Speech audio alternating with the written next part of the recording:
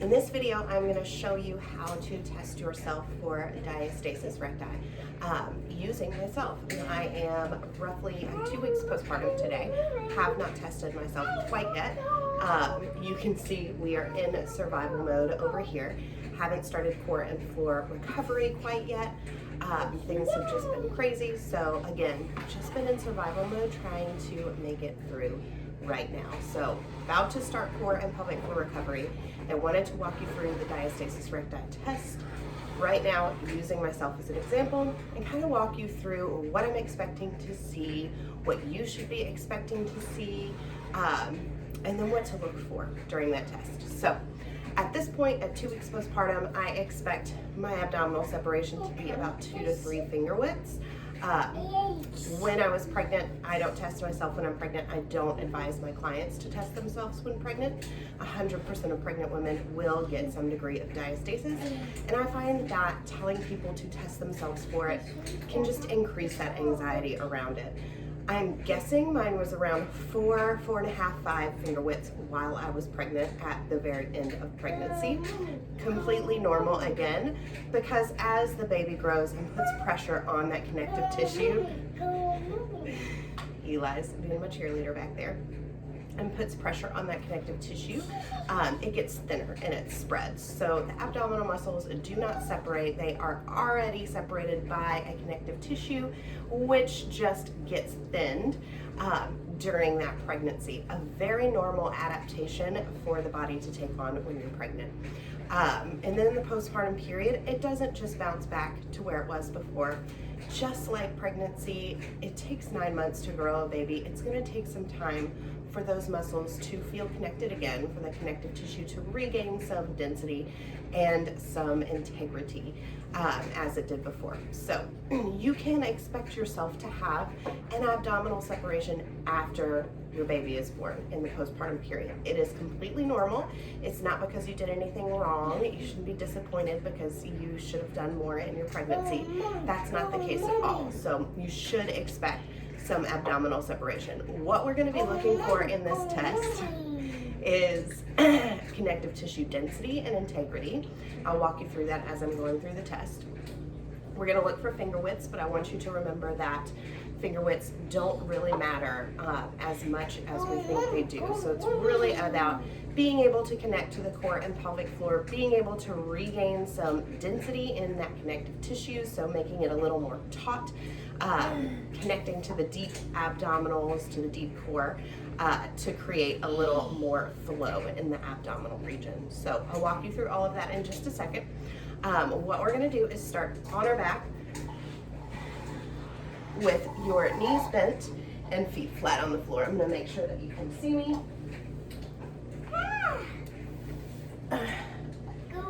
So, we're gonna test the belly,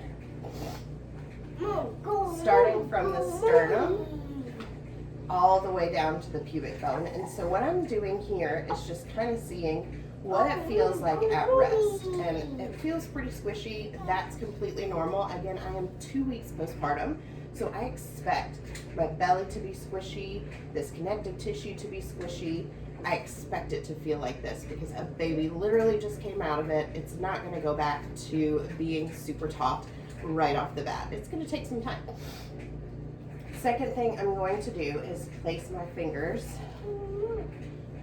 thank you buddy, right across my belly here. I'm going to use 3 fingers to start, and then I can take one away if I need to, but it's right above my belly button, and then I'm going to tuck my chin and lift my head gently off the floor, and I can feel my abdominal muscles hugging my fingers. And as I expected, I'm about 2 finger widths around the belly button. So the belly button is going to be where the majority of your separation is. That place around the umbilicus has a natural separation anyway. So it's going to be a little more lax, not as taut as the rest of your belly, possibly below or above, depending on where your baby sat. Usually this is going to be the biggest part, the part that spreads the most. And then what I'm going to do is take it about 3 finger widths above the belly button. And again, press down into my belly, tuck the chin, and lift my head. Take a finger away, and that's about 2 finger widths up there too. Again, totally expect that. And then I'm gonna do the same thing, 3 finger widths below my belly button. Thank you, buddy. Tuck and lift. Now this one may be a little bit harder to feel. For me, I actually feel this more than I did with my other kids, and I'm about a 1.5 finger width there. I just took a shower, buddy. So now what I'm going to feel for is the connective tissue density. And right now, again, I said it's pretty lax, and I completely expect that. So as I lift my head this time, I'm just going to see what that feels like. And it feels pretty squishy. Doesn't feel like there's much bounce back there, and that's totally okay at this point. Again, baby just came out of there. Next, we're not going to stop at that. What we're actually going to do is take our deep core and floor connection breath and then test again. Oh, Eli's belly. See, if you have a toddler, you can always feel their little belly and tell the difference in the connective tissue between yours and theirs. But again, don't freak out about it. They at this age have a lot more connective tissue density than we do at 33 years old for me. So I'm going to take a big deep inhale and then exhale.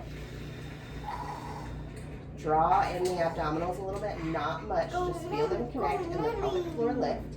I'm going to do that one more time, and then I'm going to retest the tension. Go, mommy, go, mommy.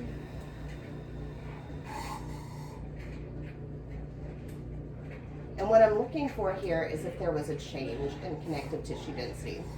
Again, I haven't started my core and floor recovery, so I'm not feeling too much right here as far as a difference in that connection, in that tissue density, and that's okay too. I expect there to be a huge difference when I start my core and pelvic floor recovery and as I continue to do that. And then I'm going to test again just right above the belly button after that core and floor connection breath.